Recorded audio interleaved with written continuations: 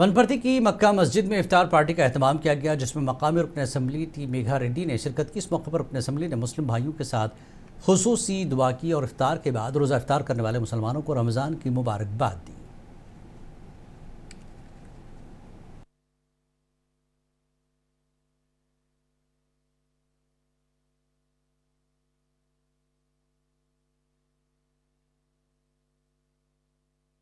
వనపర్తి నియోజకవర్గంలో తెలంగాణ రాష్ట్రంలో ఉన్న మైనార్టీ సోదరిమణులందరికీ రంజాన్ శుభాకాంక్షలు। ఈ పవిత్ర రంజాన్ మాసంలో చాలా కఠోరమైన దీక్ష చేసి 30 రోజులు ఈ కార్యక్రమాన్ని అల్లా దయ కోసం వీళ్ళందరూ పూజలు చేసేసి 30 రోజులు కఠోర దీక్ష చేసి రంజాన్ పండుగ సందర్భంగా వాళ్ళందరూ అల్లా కృప ఉండాలని, అల్లా దయ ఉండాలని వీళ్ళందరూ ఈ పూజలు చేసి ఈ వనపర్తి నియోజకవర్గ ప్రజలతో పాటు తెలంగాణ రాష్ట్ర ప్రజలందరూ అల్లా దీవెనలతోన, అల్లా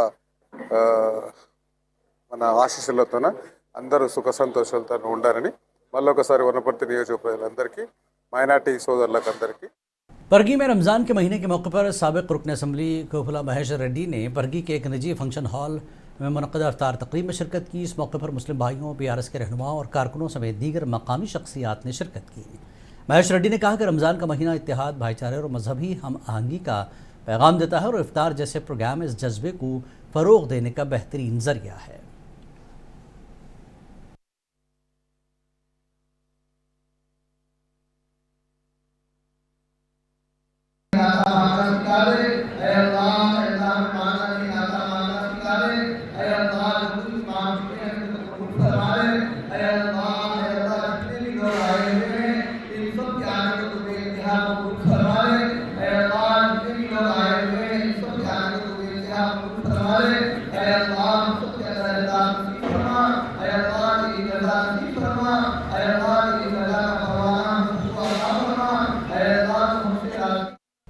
मलकाजगिरी हल्के के विनायक नगर डिवीज़न की एक मस्जिद में रमज़ान मुबारक के मौके पर एक शानदार इफ्तार तकरीब का इनकाद किया गया, जिसका अहतमाम कांग्रेस रहनुमाओं की जानिब से किया गया। इस तकरीब में साबिक़ रुकन असम्बली मरियमपल्ली हनुमतराव ने बतौर मेहमान खुसूसी शिरकत की। इस मौके पर उन्होंने मुस्लिम भाइयों को रमज़ान की मुबारकबाद दी और कहा कि ऐसे मौक़े मुआशरे में भाईचारा और अमन हम आहंगी को फ़रोग़ देते हैं। इफ्तार तकरीब रूहानी माहौल में अक़ीदत और एहतराम के साथ मुनक़्क़िद हुई।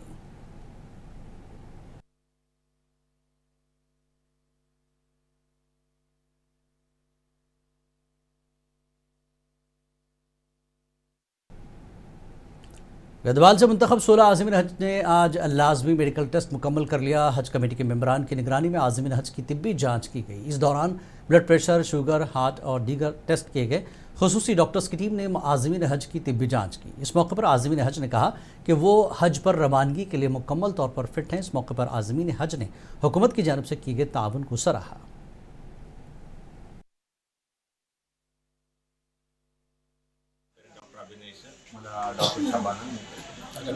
డాక్టర్ కిరణ్ ముగ్గురు ఒక టీమ్ టోటల్ 16 మెంబర్స్ హజ్కి వెళ్ళడానికి అవకాశం దొరికింది। వాళ్ళందరికీ ఫస్ట్ కంగ్రాచులేషన్స్ చెప్తూ సో మన ఇక్కడ గద్వాల్ గవర్నమెంట్ హాస్పిటల్లో ఫిట్నెస్ కోసం వచ్చారు హజ్ ప్రోగ్రామ్కి। సో 16 మందికి అందరూ టోటల్గా ఫిట్ ఉన్నారు। సో మనం ఫిట్నెస్ కూడా ఇచ్చేసాము।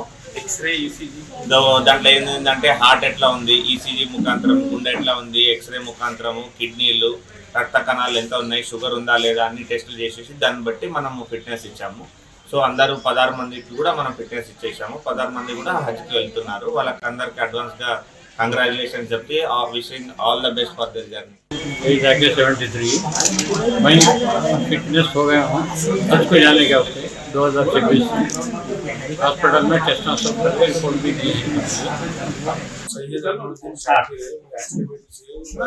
तेलंगाना गवर्नमेंट की तरफ से गवर्नमेंट की तरफ से तेलंगाना गवर्नमेंट की तरफ से पूरे हिस्सा में अल्हम्दुलिल्लाह अल्लाह का करम है। अच्छी तरह से पूरे डॉक्टर ने साथ दिए, हमारे को लैब वाले भी साथ दिए, हॉस्पिटल वाले भी साथ दिए, हमारे दिए फिटनेस सर्टिफिकेट दिए। अल्हम्दुलिल्लाह आप लोगों की तरफ से हम लोग पूरे जितने भी गद्वाल के ग्रुप 16 मरकजी वजीर बंडी संजय ने AIMIM पर सख्त तनकीद की। हैदराबाद में मीडिया से बात करते हुए उन्होंने कहा कि असेंबली के बजट इजलास में वंदे मातरम गीत के दौरान AIMIM के अरकान असेंबली ने असेंबली से वॉकआउट किया था। बंडी संजय ने कहा कि इस मामले पर स्पीकर को चाहिए कि उनके खिलाफ कार्रवाई करें। మొన్న అసెంబ్లీలో ఎంఐఎం పార్టీకి సంబంధించినటువంటి శాసన సభ్యులు వందే మాతరాన్ని ఆలపిస్తున్నప్పుడు బహిష్కరించడం నిజంగా ఇంతకంటే దుర్మార్గం ఇంకోటి కాదు. గౌరవ రాష్ట్రపతి గారు, గౌరవ గవర్నర్ గారి యొక్క అధికారిక కార్యక్రమాల్లో వందే మాతర గేయాన్ని ఆలపించడం తప్పనిసరి చేస్తూ రాజ్యాంగాన్ని అనుసరించి కేంద్రము చట్టం చేసిన విషయం వాస్తవం.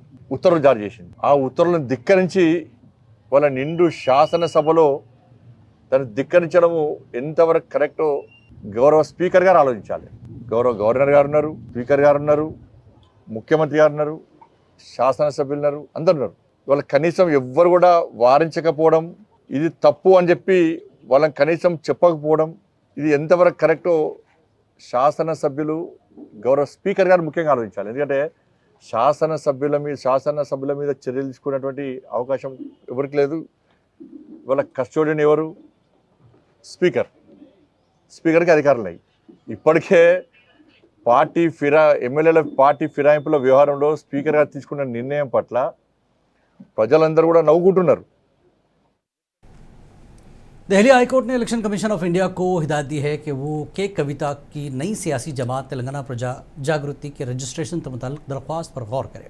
अदालत ने कहा कि इलेक्शन कमीशन दरख्वास्त का जायज़ा ले, ताहम कोई मखसूस वक्त की हद मुकर्रर नहीं की गई। कमीशन के वकील ने यकीन दहानी कराई कि दरख्वास्त पर जल्द फैसला लिया जाएगा। कविता के वकील के मुताबिक दरख्वास्त में पहले बताई गई खामियों को दूर कर दिया गया है। बिल्कुल हमारा नया पार्टी तुरंत बनने वाला है। और जिस पार्टी को अनाउंस करने से पहले, लॉन्च करने से पहले मैं वाराणसी जाऊंगी, शिव जी के पास रहेंगे 3 दिन, गंगा नहाएंगे, उसके बाद पार्टी अनाउंस करेंगे। जैसे हम लोगों की आस्था है कि जो भी अनेक काम करेंगे, अच्छा काम करेंगे, और इतने लाखों लोगों के लिए, करोड़ों के लोगों के लिए काम करने के लिए बहुत ज़्यादा मुझे भी शक्ति चाहिए, महादेव का आशीर्वाद चाहिए। तो ज़रूर गंगा नहाने के बाद पार्टी लॉन्च करेंगे। और उससे पहले बहुत सारे लोगों को भी मिलना है, उनका आशीर्वाद भी लेना है, क्योंकि जो इतने करोड़ों के लोगों के लिए काम करने की क्षमता होती है, वो मिलना आसान नहीं होता। जगत्याल में एक हामिला यूट्यूबर को मुबैना तौर पर उसके शौहर ने कत्ल कर दिया। पुलिस ने बुध को इतला दी कि मकतूला की शनाख्त 20 साल वैष्णवी के तौर पर हुई, जो मंगल के रोज़ माधोपुर विलेज में अपने वालिदैन के घर खून आलूद हालत में पाई गई। कोरटला के इंस्पेक्टर सुरेश ने बताया कि मकतूला के वालिद ने पुलिस को इतला दी। वालिद की शिकायत पर पुलिस ने शौहर हरि प्रसाद को गिरफ्तार कर लिया। पुलिस के मुताबिक हरि प्रसाद ने मुबैना तौर पर अपनी बीवी का गला घोंटकर और छुरी से हमला करके कत्ल कर दिया। दोनों की शादी तकरीबन 10 माह कबल हुई थी। वालिद ने यह भी इल्ज़ाम लगाया कि शौहर, सास और शौहर का भाई जहेज़ के लिए वैष्णवी को तशद्दुद का निशाना बनाते थे। मर्डर జరిగింది। ఆ మర్డర్ హస్బెండ్ వైఫ్ ని చంపడం జరిగింది। హరిబాబు అని అక్యూజ్డ్ పర్సన్, అతని భార్య వైష్ణవిని కత్తితో పొడిచి తర్వాత గొంతు నొక్కి ఆమెను చంపడం జరిగింది। వీళ్ళకి 10 నెలల క్రితం లవ్ మ్యారేజ్ చేసుకోవడం జరిగింది। వాళ్ళ ఈ నేరస్తునికి సంబంధించిన వాళ్ళ అమ్మ, వాళ్ళ కుటుంబ సభ్యులు ఇట్లా ఒప్పుకోకుండా కూడా ఈయన వచ్చి మాదాపూర్ వచ్చి ఈ అమ్మాయితో ఇష్టపడి ఆ అమ్మాయిని తీసుకొని పోయి మ్యారేజ్ చేసుకోవడం జరిగింది। ఆ